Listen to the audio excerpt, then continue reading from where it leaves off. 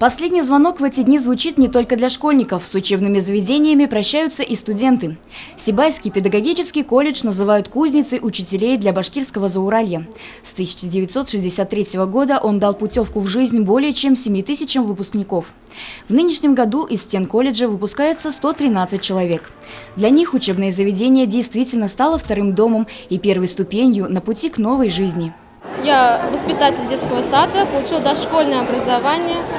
С обучением в данном колледже у меня связаны самые лучшие студенческие годы. Как выпускница я желаю будущим студентам, чтобы они не тратили свое время впустую и проживали студенческие годы достойно и оправдали звание педагога. В этот день выпускались студенты по специальностям прикладная информатика, музыкальное образование, преподавание в начальных классах и дошкольное образование. В адрес выпускников было сказано много теплых слов, пожеланий и напутствий. Они, в свою очередь, выразили благодарность директору педколледжа, преподавателям, руководителям групп, мастерам.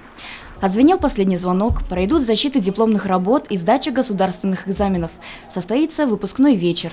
Вместе с этим уйдет в прошлое счастливая и беззаботная пора студенчества. И выпускники откроют дверь в новый мир – мир трудовых свершений.